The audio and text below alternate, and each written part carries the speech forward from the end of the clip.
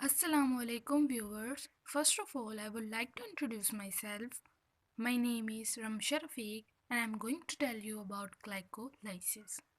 You know that glycolysis is a very important term in biology.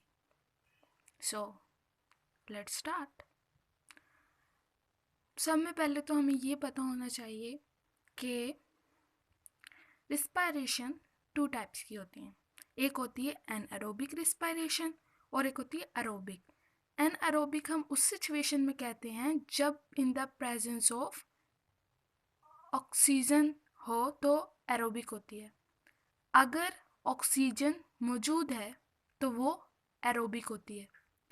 Note, अगर oxygen present नहीं है तो वो एनारोबिक होती है. ये तो आप सबको ही पता होगा. बट याद यहाँ ये रखना है कि जो एनएरोबिक होती है ना, उसके अंदर पार्शियली ऑक्सीडेशन होती है. इसका क्या मतलब होता है? पार्शियली ऑक्सीडेशन का मतलब होता है कि उसके अंदर सिर्फ और सिर्फ क्या होती है? ग्लाइकोलाइसिस होती है. मैं भी आपको आगे बताती हूँ. और जब एरोबिक होती है तो उसके अंदर कंप्लीट ऑक्सीडेशन होती है. मीन क्या कि उसमें ग्लाइकोलाइसिस भी होगी, क्रिप्स साइकिल भी होगा, इलेक्ट्रॉन ट्रांसपोर्ट चेन भी चलेगी. तो वैसे ग्लाइकोलाइसिस होता क्या है? पहले हम ये देखते हैं कि ग्लाइकोलाइसिस होता क्या है. तो glycolysis partially break down of glucose. क्या होता है glycolysis? Partially break down of glucose. Glucose को पार्शियली ब्रेक डाउन किया जाता है. किस लिए? एटीपी को हम हासिल करते हैं. कहाँ से हासिल करते हैं? जब ग्लूकोज की ब्रेक डाउन हो. ये तो सभी को पता होगा कि जब ग्लूकोज टूटता है तो वो क्या देता है? एटीपी देता है ना. तो ग्लूकोज के हासिल करने के लिए हम एटीपी को हासिल करने के लिए हम ग्लूकोज को तोड़ते हैं. Remember it. इसका मतलब ये हो गया. अब अगर एनएरोबिक रिस्पायरेशन है तो सिर्फ ग्लाइकोलाइसिस होगा. ऑक्सीजन पार्शियली ही कन्वर्ट हो पाएगी, ऑक्सीडाइज हो पाएगी, पार्शियली, जस्ट पार्शियली हो पाएगी. लेकिन अगर एरोबिक रिस्पायरेशन है तो कंप्लीटली ऑक्सीडाइज होगी. मीन उसके अंदर ग्लाइकोलाइसिस भी चलेगी, क्रिप्स साइकिल भी होगा और इलेक्ट्रॉन ट्रांसपोर्ट चेन भी चलेगी. तो ये तो आपको इस वाले पोर्शन में आपको ये याद रखना है कि ग्लाइकोलाइसिस क्या है? ब्रेकडाउन है ग्लूकोज का. ग्लूकोज की ब्रेकडाउन हो जाती है और कैसी होती है? पार्शियली होती है. Not or completely, partially. अब पार्शियली कब होती है? जब ऑक्सीजन की मौजूदगी हो, एरोबिक हो, तो इलेक्ट्रॉन ट्रांसपोर्ट चेन भी चलेगी और क्रिप्स साइकिल भी साथ चलेगा और वो कंप्लीटली ऑक्सीडाइज हो जाएगी इन 3 स्टेप्स में. अगर सिर्फ वो ग्लाइकोलाइसिस में जाती है ऑक्सीजन तो वो पार्शियली ऑक्सीडाइज होती है.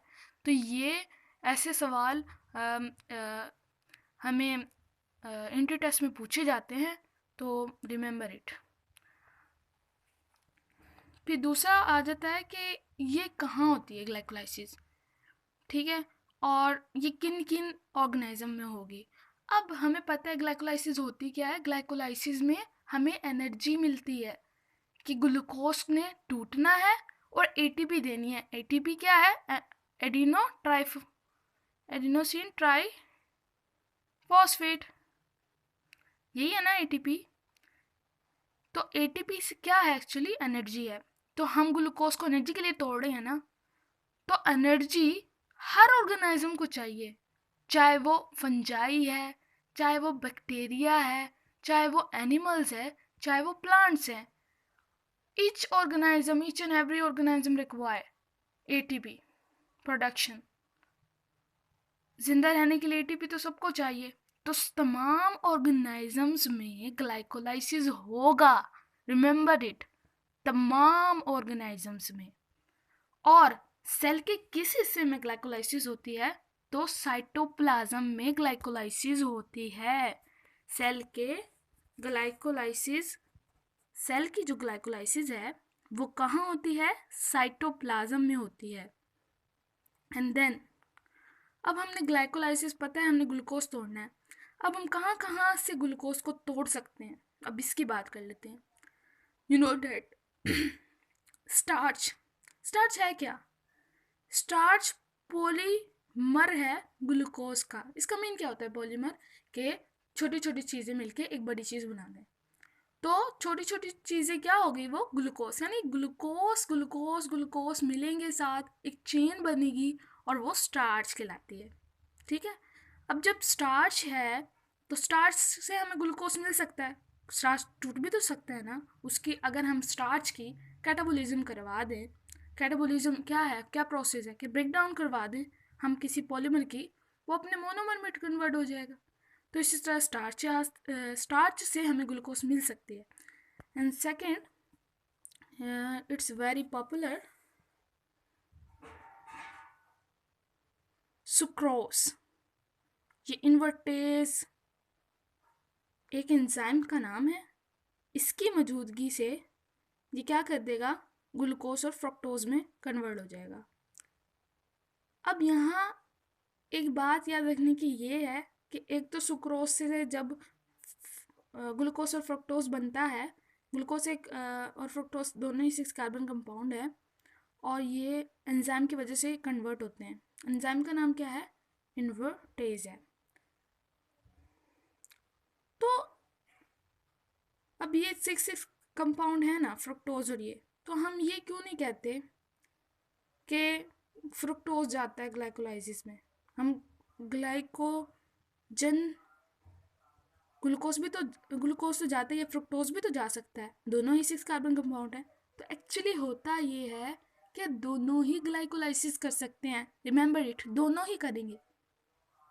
लेकिन हम जो पढ़ते हैं वो ग्लूकोज की पढ़ते हैं, तो इसलिए इसको ग्लाइकोलाइसिस कहते हैं। ठीक है, अब ग्लाइकोलाइसिस में होता क्या है? ग्लाइकोलाइसिस में होता ये है कि 6 कार्बन कंपाउंड जिसे हमने ग्लूकोज कहा था, 6 कार्बन कंपाउंड जिसे हमने ग्लूकोज कहा था, वो क्या होता है? वो कन्वर्ट हो जाता है 2 मॉलिक्यूल्स में। अब जब 6 कार्बन कंपाउंड कोई चीज़ है, जब उसने 2 में डिवाइड होनी है तो 3 में होगी, यू नो इट। तो 3 कार्बन कंपाउंड्स 2 बन जाएंगे और जो 2-3 कार्बन के कंपाउंड बनेंगे उनको क्या कहेंगे? पायरोवेट। क्या कहेंगे? पायरोवेट। बट ये एक ही स्टेप में नहीं होती, इसके लिए काफ़ी सारे स्टेप हमें रिक्वायर हैं, काफ़ी सारे स्टेप। और वो स्टेप कितने पूछा जा सकता है कि ग्लाइकोलाइसिस में कितने स्टेप होते हैं? तो 10 स्टेप्स हैं हमारे पास। और जो ये प्रोसेस है ना, इसमें हमें डायरेक्टली 2 ATP मिलेंगी, 2 NADPH मिलेंगे और 2 से 6 ATP हमारे पास आ जाएंगे इनडायरेक्टली। कैसे? ये सारा मैं आपको करवाऊंगी नेक्स्ट वीडियो में, जब मैं ग्लाइकोलाइसिस के स्टेप्स पढ़ाऊंगी। ये मैं ब्रीफली वैसे ये एक इंट्रोडक्शन है, ठीक है, कि आपको समझ आए। अब NADH क्या है? NADH से भी इनडायरेक्टली हमें ATP मिलना है। ATP कैसे मिलना है? कि एक NADH 3 ATP देता है। कितनी ATP देता है? 3। तो अगर 2 NaH होंगे तो वो 6 देंगे और 2 वैसे बन रही है, तो टोटल कितनी हमें ग्लाइकोलाइसिस से प्रोटीन मिलेगी, वो ATP मिलेगी? 8 मिलेगी। वो नेक्स्ट में हम बात करेंगे नेक्स्ट वीडियो में। अब मैं आपको ये रिकैप कर देती हूँ। सब में पहले ग्लाइकोलाइसिस होता क्या है? Glycolysis is the breakdown of glucose, लेकिन ब्रेकडाउन तो है ग्लूकोज की पार्शली है, ये याद रखना है, पार्शली है। अब 2 किस्म की रिस्पायरेशन होती है, एक होती है एनारोबिक और एक होती है एरोबिक। जब एनारोबिक हो रही है तो ऑक्सीजन मौजूद नहीं है, तो पार्शली ऑक्सीडेशन होती है, ठीक है, ऑक्सीजन की। अगर एरोबिक है तो वो कंप्लीटली ऑक्सीडेशन हो रही है। तो जो ग्लाइकोलाइसिस है उसमें ग्लूकोज की जो ग्लूकोज है उसकी ब्रेकडाउन पार्शली हो रही है, लेकिन उसकी ग्लूकोज की कंप्लीटली भी तो वो होती होगी ना ब्रेकडाउन। तो वो कंप्लीटली ब्रेकडाउन होता है 3 स्टेप में। ग्लाइकोलाइसिस से पार्शली हो जाएगी, फिर क्रिप्स साइकिल चलेगा, फिर इलेक्ट्रॉन ट्रांसपोर्ट चेन चलेगा। अब आ जाती है कि ये कौन कौन से ऑर्गेनाइज्म में हो सकती है? तो ये सब में हो सकती है भाई, सबको एनर्जी चाहिए। फंजाई में, प्लांट्स में, बैक्टीरिया में, जो भी लिविंग ऑर्गेनाइज्म है सब में होगी। और साइटोप्लाज्म में ये प्रोसेस होता है ग्लाइकोलाइसिस का। और ये हम कौन कौन से स्टेप से जो सब्सटेंस है जो हम जहाँ से हम ये सब्सटेंस से हम ग्लूकोज ला सकते हैं। स्टार्च से भी आ सकती है, सुक्रोज से भी आ सकती है, लेकिन सुक्रोज का केस अलग है, किसके लिए हमें एक एंजाइम चाहिए होता है जिसे इन्वर्टेज एंजाइम कहते हैं। मैंने बात की थी कि ग्लाइकोलाइसिस में ग्लूकोज फ्रुक्टोज दोनों जा सकते हैं, दोनों सिस कार्बन कंपाउंड, लेकिन हम पढ़ते हैं ग्लूकोज का ही। ग्लाइकोलाइसिस में होता क्या है, सिस कार्बन कंपाउंड 2 मॉलिक्यूल में टूट जाता है जो कि 3 कार्बन पर मुश्तमिल होते हैं। हर एक 2 पे टूटेगा, हर के पास 3 कार्बन होंगे, उनको क्या कहेंगे, पायरुवेट। ये डायरेक्टली नहीं होता ऐसा, इसके 10 स्टेप होते हैं, वो नेक्स्ट वीडियो में मैं आपको क्लियर कर दूँगी।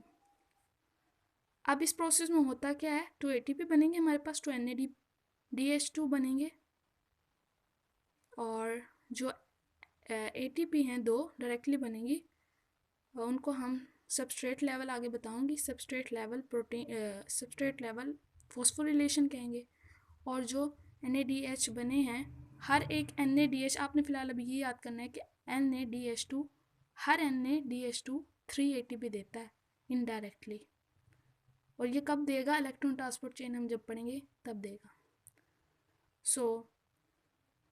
ये सारा जो मैंने आपको बताया है ये इंट्रोडक्शन में आएगा ग्लाइकोलाइसिस के,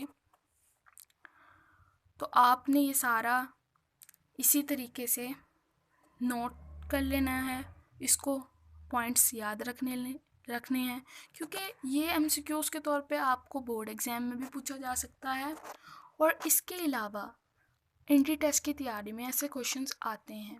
तो आप अभी से अगर इसको इस तरह से याद कर लेंगे तो आपको वहाँ इतनी मेहनत नहीं करनी पड़ेगी, ठीक है। तो रिमेंबर इट, एंड अगर इसमें कोई मैं भूल गई हूँ कोई चीज़, आप कमेंट करना चाहते हो तो आप कमेंट कर सकते हैं, या कोई मेरा कोई पॉइंट समझ ना आया हो तो आप वो भी, उसके लिए भी कमेंट्स कर सकते हैं, और जो चाहिए आपको वीडियो उसके लिए भी कमेंट कर सकते हैं। Then that's all from my side. Thanks a lot. Thank you very very much.